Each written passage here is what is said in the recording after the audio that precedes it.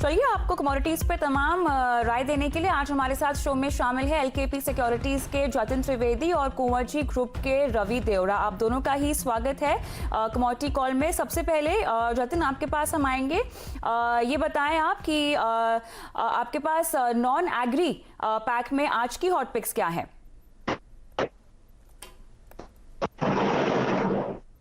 Sorry कविता, सुनने में repeat करेंगे फिर से? जतिन, आपको मेरी आवाज आ रही है? हाँ जी, बोलिए। नॉन एग्री पैक में आपकी आज की हॉट पिक्स क्या है?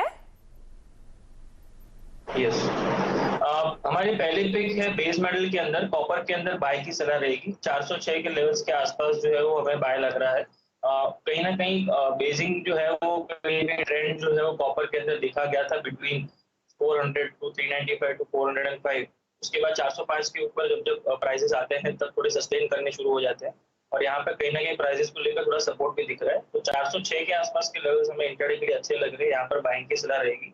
स्टॉप लॉस रखना है 404 का और जो टारगेट रखना है 410 का रख के चलना है। ये पहली पिक है। सेकंड पिक जो है वो गोल्ड के अंदर है। गोल्ड में थोड़ा बहुत सेलिंग प्रेशर जो है वो विटनेस्ड है। एक दो दिनों से कहीं ना कहीं ऊपरी स्तरों से सेलिंग बना हुआ है। यहाँ पर ब्रेकडाउन के बाद सेलिंग की सलाह रहेगी। करंट लेवल्स पर सेल नहीं करते हुए 45,700 के नीचे जब प्राइसेस निकल जाते हैं उसके बाद सेलिंग की एडवाइस रहेगी। स्टॉप लॉस जो बिठाना है कहीं ना कहीं 46,000 के पास रखना है और जो टारगेट रखना है वो 45,250 के आसपास रखना है। ओवरऑल ट्रेंड गोल्ड का अभी भी बुलिश है। ये कॉन्ट्रा ट्रेंड है, तो इसको सिर्फ इंट्राडे पर्सपेक्टिव से ही लेना चाहिए। ऑलराइट, तो ये तो नॉन एग्री पैक में आपने हॉट पिक्स दे दी है, लेकिन रवि हमारे साथ जुड़े हुए हैं। रवि, एग्री पैक में बताएं किस पर दाव लगाना चाहिए? एग्री कमोडिटीज की बात करें तो मैंने जो दो पिक लिए उसकी थीम एक है नाफेड, काफी एक्टिव है, काफी फिजिकल मार्केट में बात करें तो मंडियों में नाफेड की ओर से सपोर्ट आने की काफी उम्मीद है। एंड गवर्नमेंट ने ये प्रोक्योरमेंट के लिए काफी फंड भी मुहैया करा है, तो मेरे हिसाब से एक काफी पॉजिटिव आगे जाके ये दो कमोडिटी हो सकते हैं। उसमें पर्टिकुलर पहला जो मेरा रिकमेंडेशन रहेगा वो सरसों पे रहेगा। सरसों पे बाई करना है 4,210 के टारगेट के लिए और 4,055 के करीब एक स्टॉप लॉस भी लगा लेना है। और सेकंड रिकमेंडेशन जो नाफेड की ओर से परचेस अच्छा हो रहा है वो चना में भी ये लेवल पे बाय करें। 4,300 का एक टारगेट रहेगा। स्टॉप लॉस आपको 4,160 का लगाना है। तो दोनों पिक मेरी खरीद के एग्री कमोडिटीज में रहेगी। ऑलराइट, चलिए, तो यहाँ पर हॉट पिक्स जो कि कमाई का आइडिया हमारे एक्सपर्ट्स ने आपको दिए हैं, लेकिन काफी सारी कमोडिटीज में एग्री और नॉन एग्री पैक में काफी हलचल है। और इस बीच हमारे साथ शो में मनीषा गुप्ता भी जुड़ गई हैं। मनीषा जी। कविता, बहुत शुक्रिया। जी हाँ, उठापटक यहाँ पर जारी है और जैसे सुनने में आया कि दोनों ही तरफ हमने यहाँ पर हल्की सी बढ़त आज बनते हुए देखी है, लेकिन कच्चे तेल से यहाँ पर शुरुआत करेंगे क्योंकि यहाँ पर उठापटक जारी है। बिकवाली यहाँ पर हमने बनते हुए देखी है। यूएस का इन्वेंट्री डेटा आज आ जाएगा, कल डिपार्टमेंट ऑफ एनर्जी की तरफ से भी आ जाएगा, तो बाजार की उसके ऊपर यहाँ पर नजर रहेगी। लेकिन इस बीच उठापटक जारी है। बीएससी ने अब यहाँ पर नेगेटिव प्राइसिंग मैकेनिज्म इंट्रोड्यूस कर दिया है जो कि 4 मई से वो अपने वेंडर्स और मेंबर्स के लिए डाल देंगे। लेकिन जतिन, जहां तक कच्चे तेल की ट्रेडिंग की बात है, ऑलमोस्ट 100% वो जो वॉल्यूम है वो एमसीएक्स की तरफ से आती है और उस एक्सचेंज से अभी भी हमें कुछ नोटिफिकेशन या कोई मैकेनिज्म चेंज के बारे में सुनना बाकी है। इस बीच यहां पर इंडियन मार्केट्स में कच्चे तेल की वॉल्यूम्स में जो जोरदार गिरावट देखने को मिली है उसे आप कैसे देखते हैं और आगे जाके अब प्राइसेस में क्या व्यू है? मनीषा, डेफिनेटली यहाँ पर जो है वो एमसीएक्स बड़ा स्टेप लेने की जरूरत है बिकॉज ट्रेडिंग प्लेटफॉर्म जो है वो स्ट्रांगली एमसीएक्स पर ही है क्रूड मार्केट का। जहाँ पर लास्ट वीक हमने मंडे के दिन 20 अप्रैल को एक बहुत बड़ी नेगेटिव प्राइसिंग देखी गई थी डब्ल्यूटीआई के अंदर। उसके बाद यहाँ पर भी बहुत ज्यादा अफरा तफरी मच चुकी थी। तो यहाँ पर सबसे पहला जो बड़ा स्टेप लेने की जरूरत है वो एमसीएक्स के टर्मिनल्स को लेने की जरूरत है, जहाँ पर प्राइसिंग को लेकर क्लियरिटी होना चाहिए कि प्राइसेस फिर से माइनस में अगर डब्ल्यूटीआई जाता है तो यहाँ पर भी जाएंगे कि नहीं, और अगर जाएंगे तो यहाँ पर हमारे टर्मिनल्स जो है वो सक्षम है कि नहीं कि वो माइनस प्राइसेस दिखाएंगे या नहीं दिखाएंगे। सबसे पहली बात ये है। दूसरी बात ये क्लैरिटी लाना बहुत जरूरी है कि अगर प्राइसेस नेगेटिव में जाना शुरू करते हैं तो यहाँ पर ट्रेडिंग जो है वो कहीं ना कहीं बहुत मिसमैच हो सकता है। तो इसकी क्लैरिटी जो डेफिनेटली आनी बहुत जरूरी है एमसीएक्स की तरफ से मेरी। इसके बाद अगर प्राइसेस को लेकर हम देखने जाए तो कहीं ना कहीं डब्ल्यूटीआई के अंदर एक स्ट्रॉन्ग सपोर्ट जोन जो है वो हम मार्क करके चल रहे हैं। $9.50 से लेके $12, ये जो एक रेंज है कहीं ना कहीं एक ब्रॉडली सपोर्ट रेंज है। तो हम कह सकते हैं कि अभी जो ये ट्रेड कर रहा है तो मार्केट फिलहाल ये रेंज जो है वो सपोर्ट रेंज है, लेकिन सिर्फ ओवरऑल पोजिशनल ट्रेडर्स के लिए एडवाइस रहेगी कि यहाँ पर अगर पोजीशन क्रिएट करनी है तो ही करें।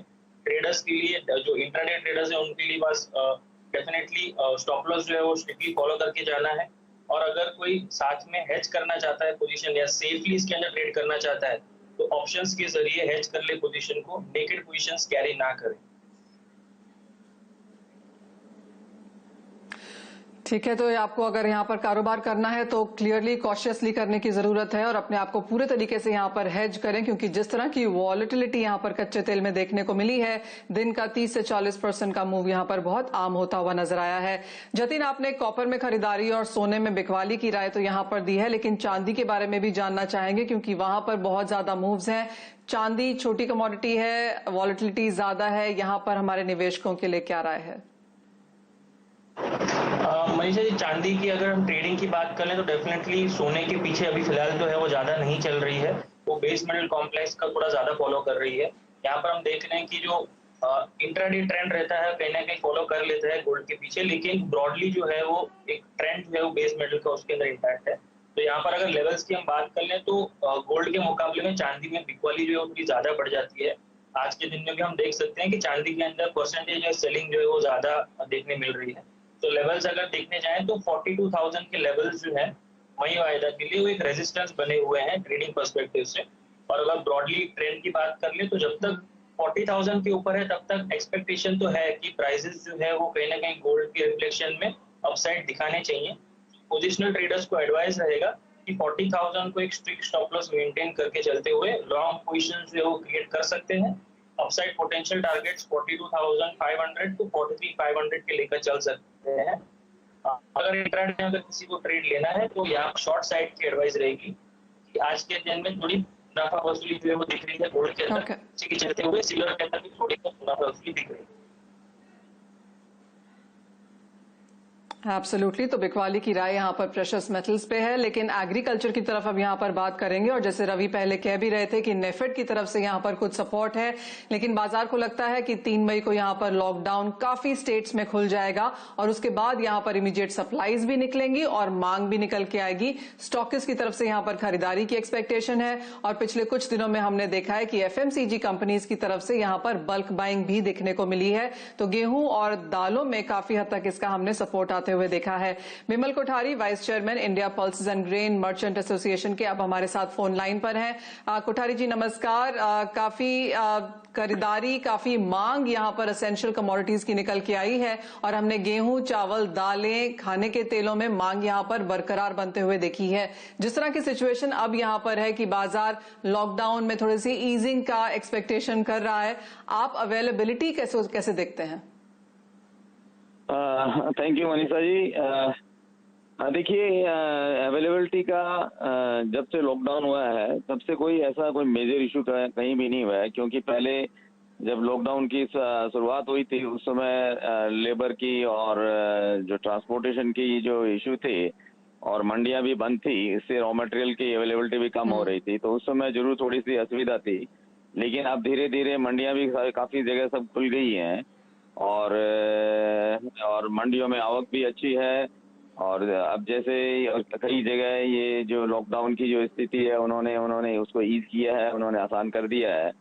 तो मेरे ख्याल से अवेलेबिलिटी का जहाँ तक सवाल है, प्राइसेस भी काफी स्टेबल है, अवेलेबिलिटी बराबर बनी रही है। और अब जब 3 मई के बाद अगर काफी स्टेट में अगर ये खुल जाएगा तो मेरे ख्याल से इंटर स्टेट भी कोई प्रॉब्लम नहीं रहेगी। हालांकि ऑल इंटर स्टेट जो ट्रांसपोर्टेशन है वो भी अभी चालू हो चुका है, क्योंकि सरकार ने कुछ दिन पहले जो रास्ते में खाने पीने की व्यवस्थाएं जो थी वो भी सारी उन्होंने बहाल कर दी है। तो मैं नहीं समझता हूँ कि अवेलेबिलिटी का कोई इशू है। तो और प्राइसेस भी है जो काफी स्टेबल है। खाली यही देखना है कि जो रिटेल लेवल में कई जगह ये शिकायतें आ रही है कि प्राइसेस बहुत ज्यादा है, वो मेरे ख्याल से कुछ पॉकेट्स में रिटेलर्स ने प्राइसेस काफी ज्यादा बढ़ा रखे हैं। उसकी तरफ थोड़ा सा मेरे ख्याल से जो भी राज्य हैं उनके जो राशनिंग डिपार्टमेंट्स हैं उनको ध्यान देने की जरूरत है। होलसेल लेवल पे प्राइसेस काफी स्टेबल हैं, इनमें कोई बहुत ज्यादा ऐसा इजाफा नहीं हुआ है। ओके जी, कोठारी जी एक और सवाल, और वो कि हार्वेस्ट पूरी हो चुकी है, प्रोक्योरमेंट आप किस तरह से देखते हैं, और जैसे आपने कहा कि इंटरस्टेट यहां पर बेहतर हो जाएगा, तो आगे जाके एज ऑफ नाउ आप लोग मांग और सप्लाई को लेकर किस तरह का मैच यहां पर बनता हुआ देख रहे हैं? हार्वेस्ट लगभग काफी हो चुका है और अच्छा हार्वेस्ट की जो हमें अभी रिपोर्ट मिल रही है, हार्वेस्ट बहुत अच्छा हुआ है। चने की जो अभी क्रॉप थी वो बहुत बेहतरीन है, बहुत अच्छी क्रॉप हुई है। लगभग 110 लाख टन का अनुमान है। चने के अलावा इस समय हमारे यहाँ मसूर और मटर की भी हार्वेस्ट होती है। मसूर की इस बार जरूर कमी है। इनफैक्ट मैं समझता हूँ कि चने के अलावा सभी दालों में इस बार बहुत ज्यादा उत्पादन नहीं हुआ है। सभी में कुछ न कुछ कमी बनी रहेगी, खासकर मूंग में, मसूर में, उड़द में और मटर में। ये सब पल्सेज में हमारे यहाँ जो उत्पादन है इस बार ज्यादा नहीं है और इसीलिए इनके दाम कुछ बढ़े हुए भी हैं। तो सरकार ने इसके लिए 13 लाख टन का टोटल जो इस फाइनेंशियल ईयर में है उन्होंने कोटा रिलीज किया है, और जिसमें 6 लाख टन तुअर है और 4 लाख टन उड़द है और 1.5 लाख टन मूंग है। तो मेरे ख्याल से इससे कुछ प्राइस स्टेबल होंगे, लेकिन इन दालों की इस फाइनेंशियल ईयर में मैं समझता हूँ थोड़ी ना थोड़ी इसमें कमी बनी रहेगी। हालांकि हमारा खरीफ सीजन है, अभी खरीफ की मानसून की रिपोर्ट अच्छी आ रही है कि मानसून अच्छा रहेगा, तो मानसून अच्छा रहेगा और हमारी खरीफ क्रॉप अच्छी हुई तो इन दालों की जो हमारी रिक्वायरमेंट है वो पूरी हो सकेगी। इन द मीन टाइम मैं आपको एक बात और बताना चाहता हूँ कि चलिए, यानी कि पॉजिटिव खबर यहाँ से आते हुए देखी है हमने। जी सॉरी जी, यानी कि पॉजिटिव खबर यहाँ पर आती हुई नजर आ रही है कि दालों की अवेलेबिलिटी यहाँ पर बेहतर है। जहां तक मसूर और उड़द की बात है, यहाँ पर इनकी अवेलेबिलिटी कम है, लेकिन चने की हार्वेस्टिंग फसल बेहतरीन नंबर्स हैं, तो बहुत ज्यादा इजाफा भाव में उस वजह से देखने को नहीं मिलेगा। लेकिन इसी के साथ जाएंगे एक छोटी सी ब्रेक में। जब वापस लौटेंगे तो दर्शकों के सवालों को करेंगे यहाँ पर शामिल। बहुत उठापटक है बाजार में इस समय में, आपके सवालों के जवाब अपने एक्सपर्ट से लेकर इस ब्रेक के बाद।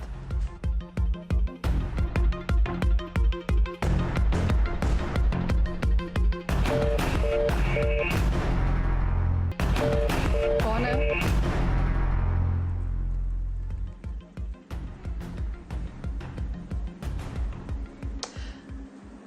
स्वागत है आपका, और अब शामिल करेंगे अपने दर्शकों के सवालों को। उठापटक यहां पर बाजार में काफी ज्यादा देखने को मिली है। पहला सवाल यहां पर एक एसएमएस के जरिए आया है सुमित का, मंडाला एमपी से। इन्होंने चांदी के 6 लॉट खरीदे हैं मिनी में 34,500 के लेवल्स पे, तो क्लियरली यहां पर अच्छे खासे मुनाफे पर ये बैठे हैं। जतिन, आप क्या कहेंगे, क्या राय देंगे इन्हें? चांदी इन्हें होल्ड करनी चाहिए या जिस तरह की उठापटक है इन करंट स्तरों पर ये मुनाफा वसूली कर लें?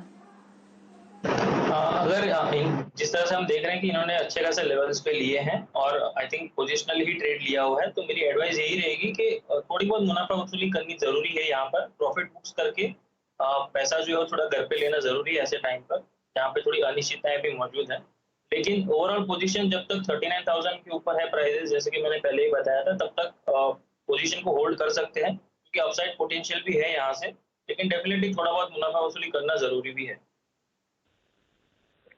जी हाँ, अच्छी खासी गेन्स पर ये बैठे हैं। इतनी ज्यादा उठापटक के बावजूद भी इन मनी है तो करंट लेवल्स पे कुछ मुनाफा किया जा सकता है। और जैसे जतिन ने कहा कि जब तक ये 39 के ऊपर बना रहता है तब तक यहाँ पर और तेजी की उम्मीद फिलहाल चांदी में बन सकती है। आपको बता दें कि पिछले 2-3 दिनों में मेटल्स में यहाँ पर हमने बेहतर प्रदर्शन आते हुए देखा है। एक और सवाल लेंगे मुकेश जी का जैसलमेर से। क्या वो हमारे साथ फोन लाइन पर हैं? एसएमएस है उनका यहाँ पर। सोया तेल में ये जानना चाहते हैं, ट्रेडर है ये, और इन्होंने हमें एसएमएस भेजा है कि आगे का आउटलुक यहाँ पर सोया तेल में कैसा रह सकता है। रवि, इनके लिए क्या राय है? कारोबारी हैं, जानना चाहते हैं कि सोया तेल में अब आगे जाके क्या रुझान है। मेरे हिसाब से सोया ऑयल में जो लास्ट एसेंशियल कमोडिटीज की वजह से हमने तेजी देखी हो, तो अभी थोड़ा लिमिटेड अपसाइड रहेगा क्योंकि क्रूड के प्राइस कम रहे और सीपीओ जो ऑयल का जो खाते थे उसका बेंचमार्क है, तो मेरे हिसाब से वहां भी आगे जाके थोड़ा बेरिशनेस देखने को मिलेगा। तो अगर आप कारोबारी हो और आपके पास हाथ में स्टॉक है तो मेरे हिसाब से 800 के करीब सोया ऑयल आए, वहां पे एक बार सेल कर दे, वहां पे एक बार एक्सचेंजेस पे एज कर दे। मुझे लग रहा है यहाँ से 10 से 12 रुपए की एक अपसाइड आपको शॉर्ट टर्म में देखने को मिलेगी। उसकी एक अपॉर्चुनिटी लेकर आपको वहां पे एक बार एज कर लेना चाहिए। 800 से ज्यादा तेजी मुझे ये लेवल पे और ये फंडामेंटल पे लिमिटेड लग रही है।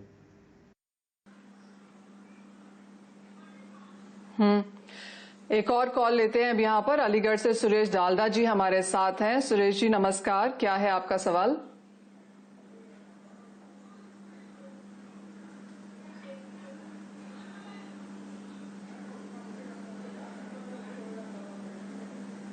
सुरेश जी जानना चाहते हैं सोने के बारे में, यहाँ पर बिकवाली करना चाहते हैं ये इन करंट लेवल्स पर। क्या ये सही लेवल्स हैं जतिन? सोने में उठापटक है, आपने बिकवाली की आज यहाँ पर राय दी है, लेकिन क्या स्तर है, कहाँ बेचना चाहिए, और नियर टर्म या पोजिशनल कॉल अगर किसी को लेना हो तो किन स्तरों का इंतजार किया जाए?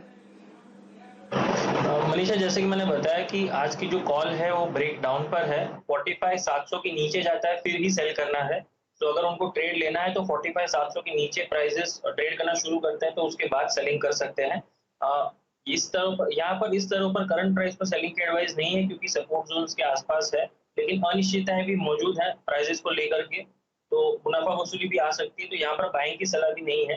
ट्रेडिंग के लिए पर्सपेक्टिव से अगर देखने जाए तो 45,700 के नीचे जाएंगे प्राइसेस तो एक स्ट्रॉन्ग सेलिंग प्रेशर आ सकता है। इसीलिए सेफ रहकर 45,700 के नीचे जाते हैं प्राइसेस तो ही सेलिंग कीजिए। और अगर बाइंग की या दूसरी रिकमेंडेशन की जरूरत है, डेफिनेटली CNBC आवाज देखते रहिए। डेफिनेटली वहां पर और जो है वो व्यूज मिलते रहेंगे सोने पर। ब्रॉड व्यू अभी भी लेकिन बुलिश है, तो बहुत ज्यादा पोजिशनली शॉर्ट नहीं करना है। नियर टर्म में ब्रेकडाउन में यहाँ पर बिकवाली करनी है। और जी हाँ, जैसे जतिन ने कहा CNBC आवाज देखते रहना है। जतिन, एक क्विकली ये बताइए कि काफी लोग कह रहे हैं कि 48,000 50,000 जैसे स्तर भी सोने में इस साल में देखने को मिलेंगे। अगर कोई लॉन्गर टर्म के लिए यहाँ पर निवेशक हैं तो क्या वो इन स्तरों में खरीदारी करें, निचले स्तरों में खरीदारी करें और होल्ड करें अगले 6-8 महीनों के लिए? मनीषा जी, बेस्ट जो स्ट्रैटेजी है यहाँ पर एक्यूमुलेशन स्ट्रैटेजी है। जिस तरह से हम गोल्ड स्पॉट भी चलाते हैं, वहां पर भी हमने बार बार कहा है कि एक्यूमुलेट करना बहुत ज्यादा जरूरी है। यहाँ पर एक साथ हेवी क्वांटिटी से बाय ना करें, एक्यूमुलेशन स्ट्रैटेजी बनाकर रखिए। दिवाली तक का अगर पर्सपेक्टिव है तो यहाँ पर डेफिनेटली यस 50 to 52,000 के टारगेट्स के लिए एम करके चल सकते हैं। एक्यूमुलेट स्ट्रैटेजी रखिए। 42,000 तक भी नीचे में प्राइसेस आ जाते हैं तो भी बाइंग ही करने की सलाह रहेगी। चलिए अब बात करते हैं एग्रीकल्चर कमोडिटी की, और राजेंद्र जी कानपुर से हमारे साथ हैं। धनिये पर इनका सवाल है। राजेंद्र जी नमस्कार, क्या है आपका सवाल? हाँ जी, मैं ये पूछना चाहता हूँ कि मैं धनिया का काम करता हूँ, धनिया का भविष्य आगे क्या है, फसल कैसी है और स्टॉक करना अच्छा रहेगा कि नहीं रहेगा? रवि, इनके लिए क्या राय है? धनिया में हमने काफी उठापटक आते हुए देखी है। पिछला साल यहाँ पर काफी वॉलेटिलिटी वाला रहा, लेकिन इस साल में आप जैसे राजेंद्र जी कह रहे हैं कि फसल के बारे में और आगे जाके भावों के बारे में आपका क्या रुझान है? फसल में देखें तो अक्रॉस इंडिया पर जो सिचुएशन थी वो नॉर्मलाइज थे। हालांकि गुजरात में जो धनिया का लास्ट ईयर का जो प्रोडक्शन है उसमें कई 3 गुना बढ़त देखने को मिला था। मेजरली सोइंग्स जो लास्ट मोमेंटम का था वो काफी बड़ा हुआ। इस हिसाब से धनिया का जो क्रॉप है ऑल ओवर जो लास्ट ईयर के कंपेयर से 13 से 14% हायर रहेगा। तो इस हिसाब से प्राइसेस में उसका एक प्रेशर शायद शॉर्ट टर्म में देखने को मिले। वहीं एक्सपोर्ट की डिमांड जो ग्लोबल ट्रेड अभी एक्टिविटीज कम है और ज्यादातर धनिया का डिपेंडेंस एक्सपोर्ट एक्टिविटीज पे ज्यादा फोकस रहता है, तो मेरे हिसाब से 6,000 तक की मैं अपसाइड यहाँ से एक्सपेक्ट कर रहा हूँ। उसके बियॉन्ड प्राइसेस जाना थोड़ा और सस्टेन होना थोड़ा मुश्किल है, क्योंकि जैसे ही मंडियां खुलेगी अराइवल्स काफी सीवियर आएगी। क्योंकि दूसरी जो कमोडिटीज है लाइक RMC है, किचन है, उसमें नाफेड है, कॉटन में CCI है, बट ये जो स्पाइसेस है उसके सामने कोई गवर्नमेंट की ओर से कोई एजेंसी नहीं जो बाय करेगी, तो मुझे लग रहा है इमीडिएट सप्लाई आएगी तो प्राइसेस में यहाँ से और क्रैकडाउन आपको शायद देखने को मिलेगा। डाउन साइड जो सपोर्ट में मान रहा हूँ 50-200 का है, वहां तक एक बार प्राइस फिसल सकते हैं। 6,000 के नजदीक आए सेल करके चले, 6,180 का स्टॉप लॉस लगा दे और डाउन साइड 5250 तक वेट कर ले।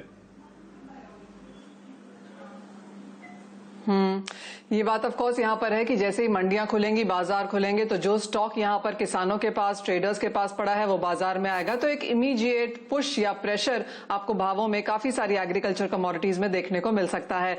लेकिन एक और कॉलर हमारे साथ है, सागर राउत जी पुणे से। सागर जी नमस्कार, क्या है आपका सवाल? गुड इवनिंग मैडम, मैं क्रूड में ट्रेडिंग करता हूँ हमेशा। तो अभी फिलहाल जो मोमेंट चल रही क्रूड में बहुत ऊपर नीचे, तो अभी ट्रेडिंग मैंने स्टॉप की है। तो मैं जरा थोड़ी सी राय लेना चाहूंगा कि अभी मैं कौन से वायदे का मैं क्रूड बाय करूं या सेल करूं? जी हाँ, कच्चे तेल में बहुत उठापटक रही है और सागर जी, अगर आप कच्चे तेल में कारोबार करते रहे हैं तो आपने काफी क्लोजली इसके फंडामेंटल्स भी देखे होंगे। जतिन, अब किसी को अगर क्रूड में ट्रेड करना है, किस तरह के मार्जिन्स की प्रिपेयरिंग उनको करनी चाहिए और किस तरह की वॉलेटिलिटी और प्राइस व्यूज आप देंगे? मनीषा, जिस तरह से क्रूड का मार्केट ट्रेड कर रहा है, आई थिंक सभी ब्रोकर्स जो है वो मिनिमम 100% मार्जिन तो ले ही रहे हैं ट्रेड करने के पहले ही, क्योंकि जिस तरह से माइनस में भी प्राइसेस एक बार जा चुके हैं, यहाँ पर एहतियात जो है वो बहुत ज्यादा बरतना एक नीड ऑफ द आवर चल रहा है राइट नाउ सभी ब्रोकर्स के एंड से। तो एडवाइस तो यही है हमारी, जितना बने उतना हम काउंटर को अवॉइड करने के लिए कह रहे हैं। लेकिन अगर कोई एग्रेसिव ट्रेडर्स अगर कोई ट्रेड लेना भी चाहता है तो इंट्राडे स्पेसिफिक ही ट्रेड रिकमेंडेशन रहेगा, ओनली इंट्राडे करके निकल जाना है। और अगर कैरी करना है पोजीशन तो जैसे मैंने पहले बताया कि हेज करके चलना है पोजीशन को ऑप्शंस के द्वारा।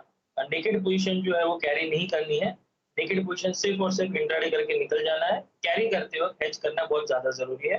लेवल्स वाइज देखने जाए तो यस, यहाँ पर सपोर्ट जोन्स के आसपास है अभी फिलहाल। WTI की लेवल्स की हम लोग बात करें क्योंकि यहाँ पर MCX पर तो ऑल टाइम लो के आसपास ही ट्रेड कर रहा है क्रूड, लेकिन WTI में कहीं ना कहीं सपोर्ट जोन जो है वो $10 के आसपास है।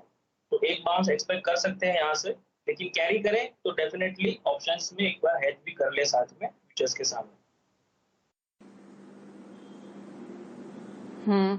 यानी कि अगर आप कारोबार करना चाहते हैं तो अपने मार्जिन्स यहां पर तैयार रखें, क्योंकि काफी सारे ब्रोकर्स कच्चे तेल में फिलहाल कारोबार नहीं कर रहे और जो कर रहे हैं वो 100 से 300% तक के आपसे मार्जिन्स ले रहे हैं। और अगर आप फिर भी करते हैं तो ऑप्शंस में से हेज करिए, क्योंकि वॉलेटाइल मूव्स यहां पर बहुत ज्यादा कच्चे तेल में देखने को मिली हैं। तो ये तो सवालों के जवाब हुए। जतिन, बहुत शुक्रिया रवि आपका भी हमारे साथ जुड़ने के लिए और हमारे दर्शकों के सभी सवालों के वो जवाब देने के लिए। इसी के साथ कमोडिटी कॉल में फिलहाल आज इतना ही। हमें दीजिए इजाजत। नमस्कार।